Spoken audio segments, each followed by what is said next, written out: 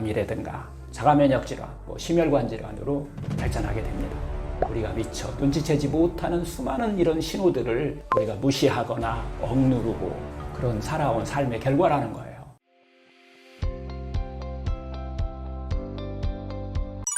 자기소개 부탁드립니다. 네, 안녕하세요. 반갑습니다. 병원 없는 세상을 꿈꾸는 병원장, 자연치유 건강법을 전하는 상원장입니다. 우리 몸의 병은 어떻게 생기게 되나요? 제가 이제 진료를 하면서요, 종종 이런 말을 많이 들어요. 어제까지는 멀쩡했는데요, 갑자기 배가 아팠고, 또 어느 날 갑자기 암 진단 받았어요. 정말 안타까운 순간이죠. 그런데 여러분, 병은 정말 갑자기 찾아오는 걸까요? 저는 이런 상황을 늘 이렇게 설명을 드리는데요. 독소 축적의 5단계의 어떤 우리 몸에서는 증상을 보이고 있다라고 이렇게 말씀을 드립니다. 제 1단계는요, 과잉입니다. 너무 많이 먹어서 문제가 되기 시작하는 거예요. 요즘 사람들 정말 많이 먹습니다. 과식하고 폭식하고 야식에 또 자극적인 어떤 음식까지 결국 몸이 감당할 수 없을 만큼 과잉 에너지가 쌓이게 되는 거예요. 2단계는 정체입니다. 먹은 음식이 배출되지 않고 소화기관, 림프, 간, 이런 신장에 이렇게 쌓이기 시작하면은 몸이 이제 무거워지고 붓고 피곤하고 속이 더부룩해지기 이렇게 시작하죠. 3단계는 이제 산화입니다. 쌓인 노폐물이 산화, 즉 썩는 거예요. 그리고 녹쓰는 염증 과정이 이제 시작되는 건데요. 혈관, 장기, 세포의 염증 반응이 일어나게 되는 거죠. 그러면 우리 몸에서는 피부의 어떤 트러블, 만성적인 어떤 피로, 또 위장의 염증 같은 이런 이제 증상이 나타나기 시작합니다. 이때 이제 검사로도 보이기 시작하죠. 4단계에 들어오면은 이제 염증의 고착화 현상이 일어나요. 이 산화된 독소가 면역을 자극해서 지속적인 염증을 유발합니다. 여기서부터는 몸이 스스로 회복하지 못하고 이제 염증이 만성화되기 시작하는 거예요. 그러면 이제 관절염이라든가 어떤 피부 질환, 또 위염이나 장염, 대사성 질환 같은 이런 병으로 발전하는 이런 상태가 되는 거죠.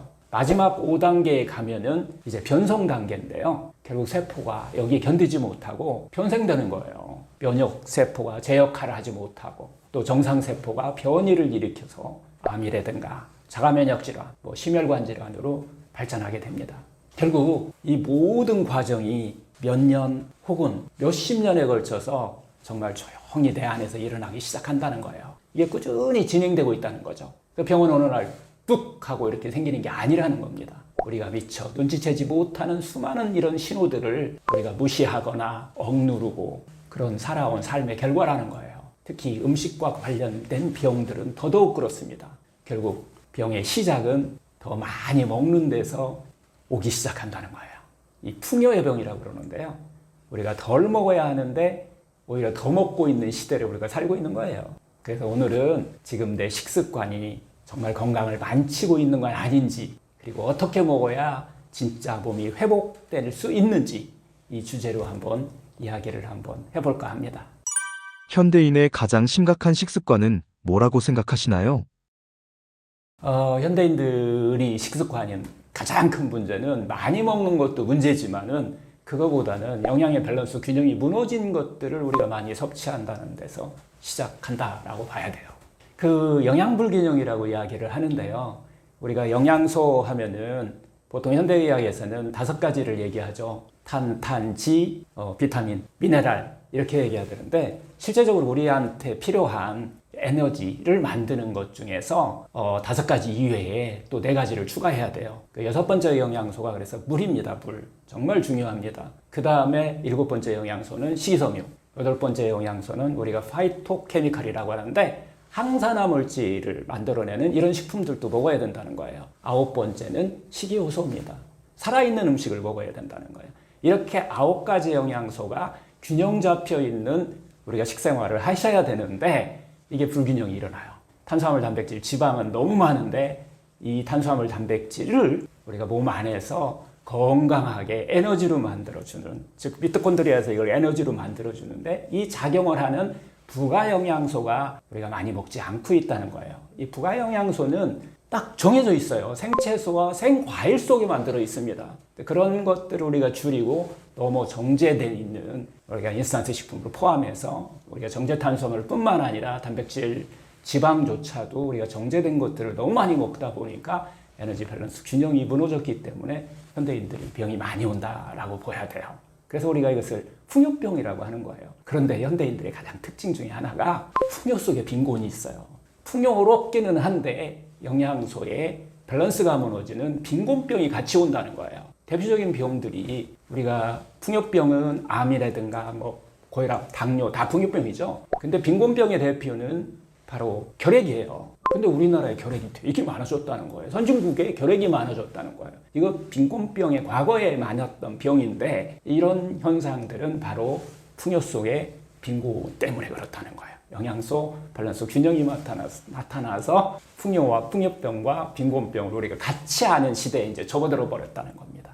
제일 중요한 것은 이 에너지의 어떤 만들어내는 이 음식의 밸런스 균형을 맞추는 거, 9가지 영양소의 균형을 맞추는 것이 우리 식생활에서 가장 먼저 해야 될 것이 아닌가 싶습니다. 햄버거는 탄단지가 다 들어있는 좋은 식품 아닌가요?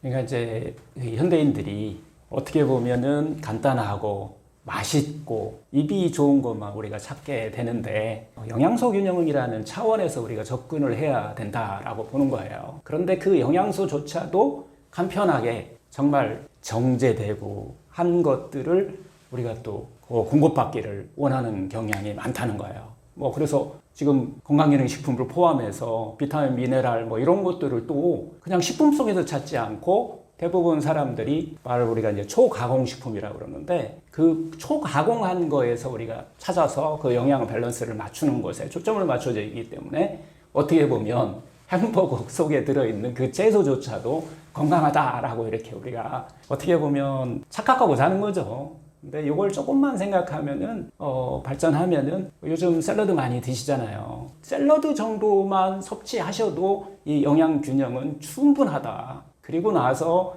햄버거를 먹거나 이렇게 한다 그러면은 뭐 상당히 건강한 식단이라고 볼 수 있어요. 그래서 햄버거 자체가 잘못된 게 아니라 그걸 한 끼로 먹었을 때 9가지 영양소가 균형에서 좀 무너졌기 때문에 그 균형을 맞추는 이런 것들을 좀 보충하는 것이 생채소와 생과일을 이용한 어떤 샐러드들이다라고 하는 거고요. 그래서 어떻게 보면 많이 먹느냐 적게 먹느냐 보다도 영양소의 균형이 맞춰져 있느냐 맞춰져 있지 않느냐가 훨씬 더 중요하다는 거죠.